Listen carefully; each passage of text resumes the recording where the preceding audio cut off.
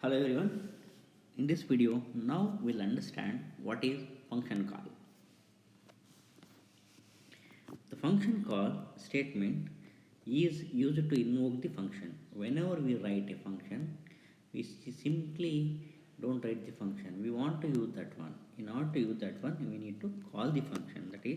That we call invoke the function. When a function is invoked, the compiler or the control immediately jumps to the called function and executes statement that are part of the function. For example, you can see here at this location, I am calling the function sum. So up to this point, all the statements are executed. When this line is encountered, immediately control is shifted to the sum, this function, and it will execute all the statements within this function, and it will take back the return value and assign to the LHS. LHS or total for the total sum is assigned. So now this is a numerical value stored here for total, right? This is called function calling. Once the call function is executed, the program control passes back to the calling function with a return value as I explained. The typical syntax for the function call statement can be written as name of the function, variable 1, variable 2 and up to n number of variables. How many variables you want to include in your program, you can include them, or sometimes even you can skip these variables. So you must keep some of the points in mind when you call a function. What are those points? Function name and the number and type arguments in the function call must be same as that given in the function declaration, and function header of the function definition, right? That is what I told you, the number of arguments in function declaration and when you are calling the function, and also when the function is defined. So all this should be matched here. In these two a and b variables, two numbers are there and also here also similar to that one, and we are calling number 1, number 2, two arguments needs to be passed which are assigned to the first and second respectively.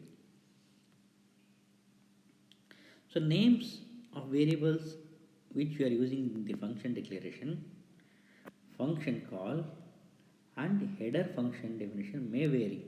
You may vary the name. Just you can see here your number 1 and number 2 you have given, but here it is a and b.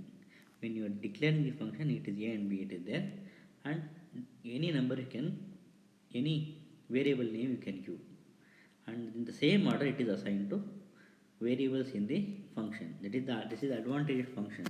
Why? Because if you use this function in one variable format, by using one name, it can be used in different functions where they may be number 1, number 2 or x and y, doesn't matter, right? Only once it is passed here, it will convert those into the variable. It will rename the variables into the variables returned in the original function, and when it is returning back, it will return the whatever the value returned is assigned to the variable in the call function, right? If the return type of the function is not void, then the value returned by the call function may be assigned to some variable as given, right? So just like if return is not void, right, then the value returned by this function is assigned to some variable, just like here. Okay, so this is the some of the aspects to be remembered when we call the function, right? So this is a simple example where variables are declared and with along with data type, and we enter those values, scan those variables, and here we are calling a function sum, num1 num2. Immediately control is shifted to the function, and it is calculating a plus b and returning the same thing which is assigned to total, right? So then that's we can print the same thing, printf total is equal to percentage d comma total, right? So this is the return 0 statement to indicate the end of the program. This is a function we can call.